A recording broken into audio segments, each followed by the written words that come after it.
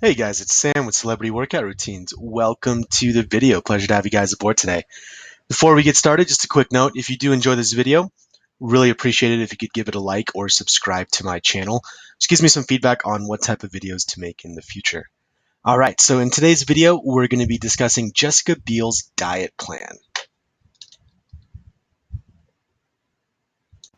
All right, so the best type of diet to get this type of physique is going to be a low carb diet, since the goal here is to go for slender yet toned.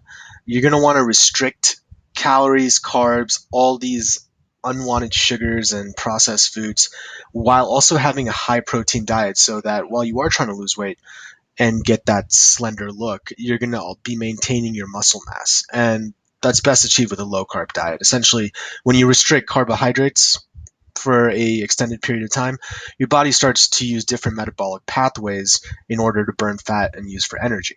So, low carb diets are hard. So I'd say the best way to start is by doing a cyclical diet, cyclical carb diet. So essentially, what this is going to do is you're going to have 5 days of low carbs with 2 days of high carbs. All right. So by low carbs, that can range for everyone from anywhere from 20 to 100, just kind of what you're, listen to your body, whatever feels comfortable. If you start feeling sick or sluggish or tired throughout the day, then you can always bump up the carbs a bit. There's no reason to go too crazy with it. We are thinking about the long term with this, so we need to make sure that whatever carbs you do eat or whatever level of carbs you do eat throughout the day, it is sustainable. You want to be able to do this for a long period of time. All right.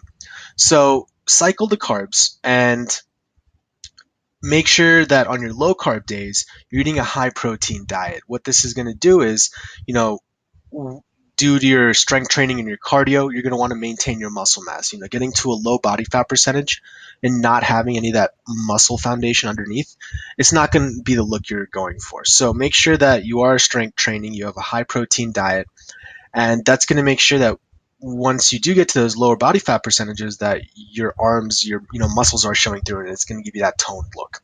So the three main takeaways for the diet here are: keep calories below maintenance, and that's going to essentially have 500 calories below maintenance is going to be the goal. That's about 1 pound of weight loss per week, and that's a very sustainable and healthy goal. Uh, you, we'll get into this a little bit later, but you don't want to starve yourself or go on crash diets. Essentially, what happens with crash dieting is you might see weight loss for 2 weeks, but then as soon as you stop that crash diet, you're gonna rebound really hard. It's gonna come back, and you're gonna gain all that weight back, and it's not gonna be sustainable. And you got to think about the long term, the 6, 7, 8 months from now. That's when you want to be, you know, continue to see improvements at that time frame. So think about the long term, just keep it consistent, and make sure that you are losing an appropriate amount of weight each week. So diet takeaway number two: cut out the sugars. No processed foods, no sugary drinks, none of that. Even fruit, having an excess of fruit or orange juice, all that is sugar.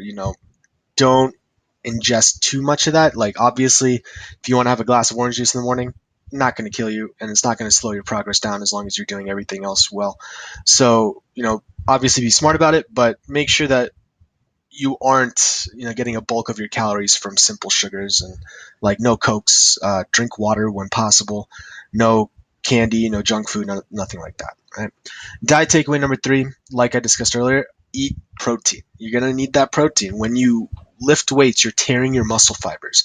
So by giving your body enough, a surplus of protein, you're going to be not feeling as sore. Your muscles are going to be repairing quicker.